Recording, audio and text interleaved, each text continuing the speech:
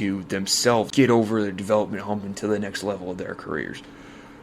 76ers, they bring back Furkan Korkmaz and Danny Green, who's a key shooter for them. Another team that doesn't have a ton of shooting. I mean, Tobias Harris and Joel Embiid can shoot a little bit. Ben Simmons, obviously, we've seen that. He can shoot in an empty gym. But everywhere else, it's not pretty. They brought in Andre Drummond to help out underneath. He's an accomplished big. He hasn't been as good in Cleveland or with the Lakers last year as he was in Detroit, with all those 20-point, 20-rebound things. Never thought he was a great defender or shot blocker. He's certainly a good player, obviously, his son, but I've always wanted to see a little more aggressive and flashy play, I guess it would be the terms to use there, from him. They bring in Georgie Niang. I believe he comes in from Utah. He was a undrafted guy, I believe, from Iowa State, and he's a stretch four kind of guy who can come off the bench, provide a little scoring, stretch the defense with his shooting. Again, they got deeper. I don't know if they necessarily got better. It'd be interesting to see how much they use a lineup that has both Drummond and Embiid on the floor at the same time. Again, the foot speed between both those two guys in terms of keeping up with smaller players, that might be one concern I have a little bit playing them at the same time, but it's certainly intimidating to have basically two 7-footers out there at the same time. So basically, the middle tier of the East got a little better. The top got a little better. I'm including Miami with the middle tier at this point. Philly, New York, Brooklyn, middle tier, all got better in the East. Philly, the Sixers definitely got deeper. I don't know how much better they actually got, but we'll see what happens. In the Western Conference, the young cores are trying to take the next step and see where they gel, and I think a lot of those younger, fringe playoff teams are just kind of rolling with their young cores right now, and they've added a couple pieces here or there, but they're really about the continuity and the togetherness and the building, the teamwork style. And then the contenders out in the West got deeper.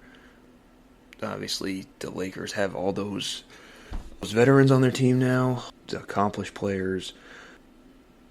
Utah, we talked about, got better, and I think Denver and Phoenix definitely got a little better, a little deeper. In college football, we already talked about the SEC expansion with Texas and Oklahoma, and now the Big Ten, Pac-12, and ACC have responded by announcing an alliance between all 41 member schools. Now, it's not a merger or expansion or creation of a super conference yet. I think it could very well be heading that way, but they're billing it as a collaborative approach surrounding the future of college athletics and scheduling. They're going to team up together in regards of helping with initiatives like mental and physical health, academic experience and academic support, gender equity, social justice, diversity, and inclusion, the future of the NCAA structure, certain legislative efforts, and postseason championships and future formats.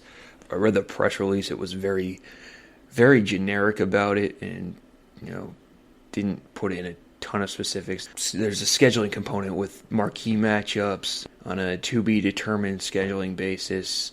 They're going to honor current scheduling contracts, but in the future there will be marquee matchups in football, men's basketball, and women's basketball between the Big Ten, Pac-12, and ACC schools. The criteria and basis and rotation and things of that nature have yet to be determined. I think it's a possibility that the SEC responds just by adding more teams. I mean, that they've already issued a formal response statement. I didn't really read it. I just saw that it was there. But I think it's possible that the SEC just kind of adds in more teams that are not part of that alliance, or who knows, they could go after some teams that are part of that alliance.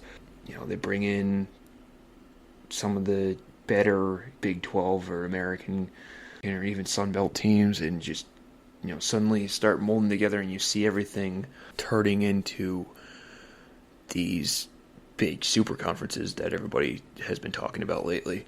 The alliance could also change a proposed plan to expand the college football playoff to 12 teams and eventually lead to bigger boundaries between the Power 5 and the Group of 5 schools and others.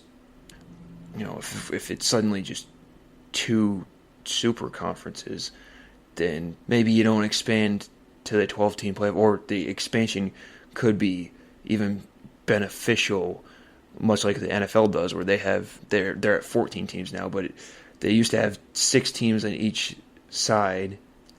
So if you go to these super conferences, maybe it comes into 2 super conferences, and you have the top 6 from one super conference and the top 6 from the other super conference, competing against each other during a playoff format, and playing to what would essentially be a championship, and kind of basically the college football Super Bowl. Maybe something like that happens.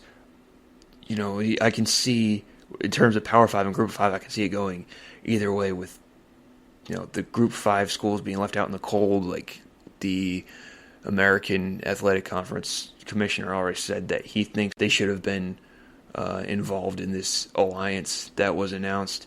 So you're kind of seeing that Group of 5 conference left out there, and it could be, those teams are absorbed as super conferences, or SEC, Big 10, Pac-12, ACC, maybe even the remaining Big 12 schools sort of move into their own structure in regards to NCAA reform and all that, and are considered a complete level ahead of those schools. Who knows what's going to happen? We'll just have to see it play out. But it could go many different directions from here, I think. And there's also some recruiting changes that might be happening. There are rumors circulating that the current 25-member recruiting class limit could be expanding, mostly due to COVID. It could possibly go up to 35 total recruits, that could be either transfers or high school, or it could be 25 high school recruits and up to 10 transfers. The AP and coaches top 25 polls for the upcoming season have also been released. The top 6 of each one is exactly what you'd expect: Alabama, Oklahoma, Clemson, Ohio State, Georgia, Texas A&M. There are a few questionable ones that I think, in terms of A&M, that defense is going to carry them, and they've got some good skill players. They're just a little high to me for a team that is replacing their starting quarterback. Now, it could be that Haynes King, who was just named the starting quarterback the other day, is just an incredible college player. I don't know. I haven't seen him play. But for a team that is replacing the starting signal caller, 6 is really high and really puts a lot of pressure on them. Alabama was obviously going to be number 1. They've got a great team. People are saying they're possibly the best defense that they've ever had. Bryce Young is extremely talented. I do have some questions on their receiving core that should be quickly answered with how they're playing, with how their schedule shakes out. John Mechie was definitely a talented receiver, but beyond that, those guys haven't really had any college snaps, and I talked about that on my football website a little bit. But that's the only real concern I have for Alabama. I still think they're going to be fantastic this year. I think if you look at the AP poll, Cincinnati is ranked 8th and Iowa State is 7th. Iowa State is definitely the second best team in the Big 12, but I'm not so sure that they are definitely better than Cincinnati.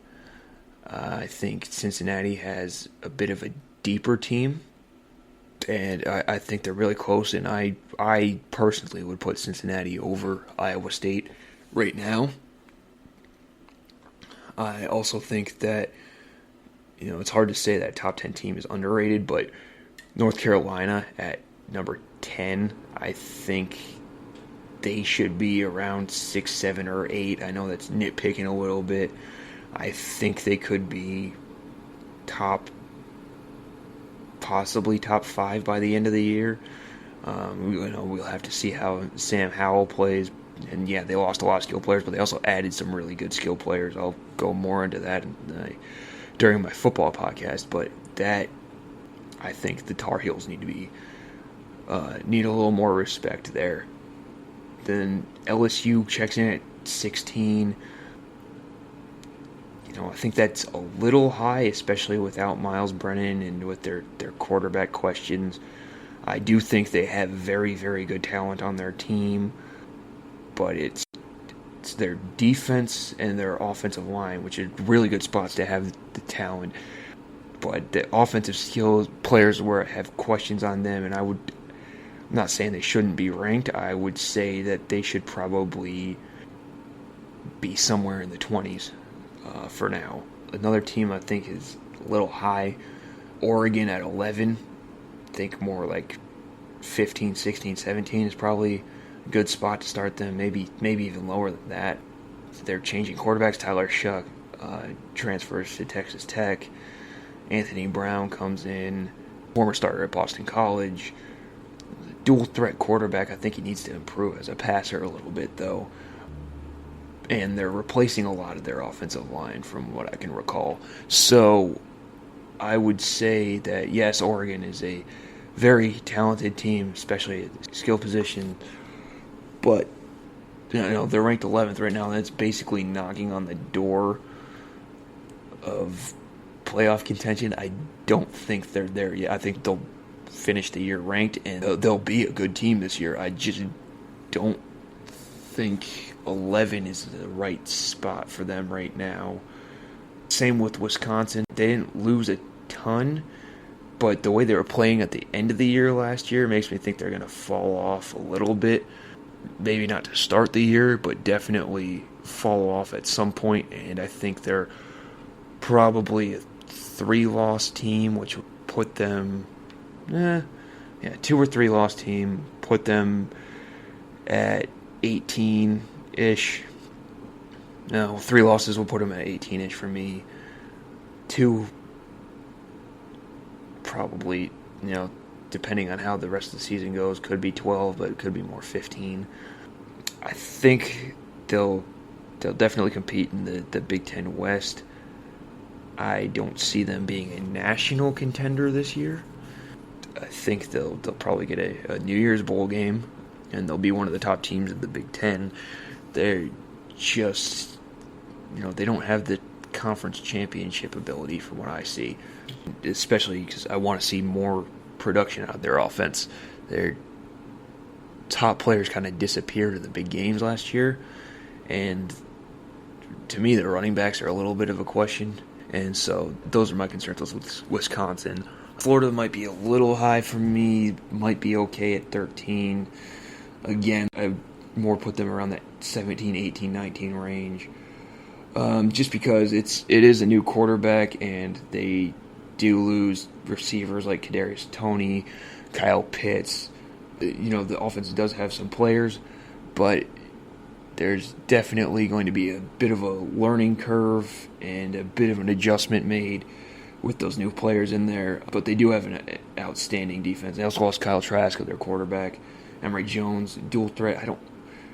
Looking at his stats, he's played all right, but I don't remember him playing very well when I've seen him in the game. In terms of underrated teams, I would say Miami at 14 is too low. I think they're a top 10 team, especially with that offense, with Derek King being as the dynamic of a playmaking quarterback as you can have in college, essentially. Mark Pope, Mike Hartley, they add Charleston Rambo in there, Will Mallory. That offense is explosive in the passing game, and they got Cameron Harris at the running back